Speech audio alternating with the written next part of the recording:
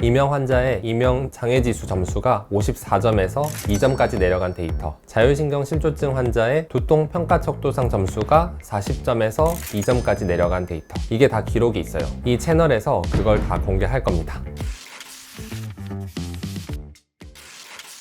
구조 위주로 공부를 많이 했어요. 해부학부터 시작해서 카이로프랙틱, 오스테오파시, 시리악스 공부를 많이 했고요. 구조랑 움직임의 문제가 우리 몸의 불편감과 어떻게 연관되는지를 알고자 했어요. 그러다가 침도요법이라는 치료를 알게 됐는데요. 침도는 끝이 납작한 특수침이에요. 칼날 형태고요. 유착된 연부 조직을 직접 박리해서 재생시키는 치료입니다. 조금 아프긴 한데 대단히 효과가 좋아요. 이게 효과가 좋다는 게 단순히 효과가 좋다기보다 기존 치료에서 안 되는 게 됩니다. 예를 들어서 근육이 긴장된 지 오래되면 근육 자체가 변성이 돼요. 단단하게 굳어지고 짧아지기도 해요. 이렇게 변성된 연부 조직을 치료해 주는 게 침도요법입니다. 굳어지고 짧아진 근육과 힘줄의 장력에 의해 뼈가 틀어지는 경우가 대단히 많은데, 이때 교정치료만 하게 되면 뼈는 다시 원래 틀어진 자리로 돌아와요. 그래서 교정치료에는 침도요법이 꼭 필요합니다. 그래서 침도로 유착을 풀고 추나로 정렬을 잡고, 이 두 가지가 지금 치료의 기본이 됐습니다. 통증 질환 말고 내과 질환이나 신경계 질환들도 치료하지 않으세요?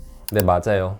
이렇게 구조와 움직임에 대해서 공부하다 보니까 결국 우리 몸의 신경계도 구조와 별개로 존재하지 않는다는 걸 알게 됐어요. 틀어진 구조는 결국 내장기의 문제, 뇌신경계의 문제, 순환계의 문제 등을 야기하게 되어 있어요. 예를 들어서 경추가 틀어지면 머리로 가는 혈관이 눌리거든요. 그게 눌리면은 이명이 생길 수도 있고요. 경추 교감신경절이 눌리면 자율신경이 망가지는 거고, 이게 다 연결돼 있어요. 구조가 무너지면 전부 무너지는 거예요. 그 구조를 보면 이분이 왜 이명이 있는지가 보여요. 이분이 왜 자율신경이 망가졌는지가 보이고, 그게 보이는데 안 할 수는 없잖아요. 주변에서 인정받기가 쉽지 않으셨을 것 같은데 어떻게 돌파하셨는지 말씀해 주세요. 구조에 문제가 있으면 통증이 생긴다는 거는, 이거는 이제 대중들이 잘 받아들여요. 그런데 구조의 문제로 자율신경 문제가 생길 수 있다, 내과 질환이 생길 수 있다, 뇌신경계 질환이 생길 수 있다, 이런 얘기까지는 아직 대부분 잘 받아들이지 못하는 것 같아요. 저희 환자들이야 치료를 받아봤으니 잘 이해하시지만요. 한의학에 대해서 불신이 있잖아요.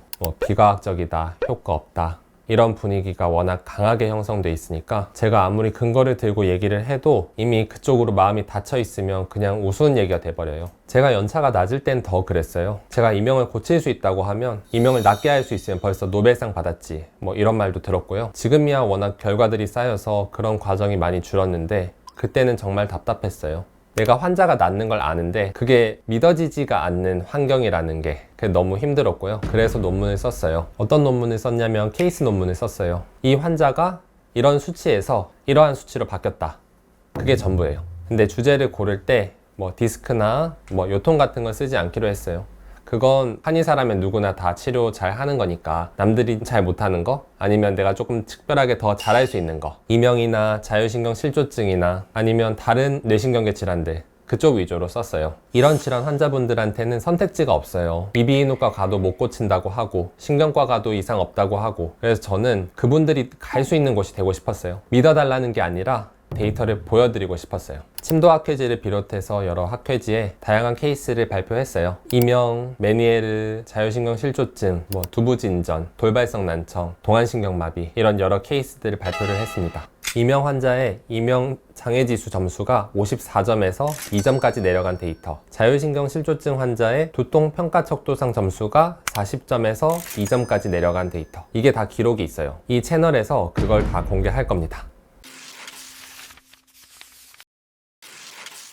원장님, 주로 어떤 환자분들이 오시나요? 대부분 여러 병원 다녀보신 분들이에요. 이명이 몇 년째인데 못 고친다는 말만 들었다, 자율신경 진단은 받았는데 스트레스 줄이라는 말뿐이었다, 검사는 다 정상인데 몸이 너무 힘들다, 이비인후과에선 귀를 봅니다, 귀에서 할 수 있는 건 다 한 거죠. 근데 원인이 목에 있으면 귀만 봐서는 문제를 못 찾아요. 저는 엑스레이로 구조를 먼저 보거든요. 목뼈 커브가 어떻게 됐는지, 상부경추가 어느 방향으로 틀어져 있는지. 원인이 없는 게 아니에요. 보는 방향이 달랐던 거죠. 저도 그걸 잘 알아요. 제가 직접 겪었으니까. 그럼 진료하시면서 가장 기억에 남는 환자분이 있으면 이야기해 주세요. 많이 있는데요. 20대 초반 남자분, 턱관절 문제로 전신 통증에 두통에 불안감, 두개골도 많이 틀어져 있고 몸도 깡말라 있고, 처음 봤을 때 눈이 되게 불안했어요.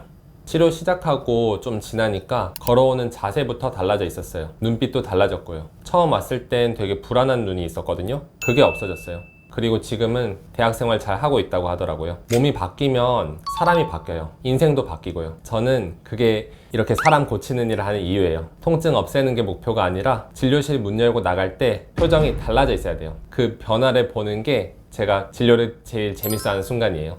유튜브 채널을 만든 이유가 뭔지 말씀해 주세요. 아프고 힘든데 원인 불명이라는 말 들으신 분들, 평생 안고 살아야 된다는 말 들으셨던 분들, 그 말 때문에 진짜로 포기하셨던 분들이 있거든요. 근데 그게 아니었을 수가 있어요. 방향이 달랐을 수가 있고, 이 채널에서는 여러 가지 자료를 보여드리고 엑스레이 포함해서 검사 결과들이랑 그리고 논문 데이터도 공개하고 치료 원리를 설명해 드릴 거예요. 믿으세요 하는 게 아니라 보시고 판단하시라고 말씀을 드릴 겁니다. 처음에는 이명부터 시작을 하려고 하고요. 귀가 아니라 경추의 구조 문제라는 거, 그리고 엑스레이로 어떻게 보이는지, 실제 논문 케이스에서는 어떻게 바뀌었는지 알려드리고 싶고요. 그리고 그 다음엔 자율신경 실조증, 검사는 다 정상인데 왜 아픈지, 그게 척추 정렬이랑 어떻게 연결되는지, 그리고 나서 어지럼증, 돌발성 난청, 계속 재발하는 이석증, 여러 가지 난치병들에 대해서 얘기를 나눠볼까 합니다. 이 채널에서 다루고 싶은 건 다른 데서 못 고쳤던 분들이 아 이게 원인이었구나를 알게 하는 거예요.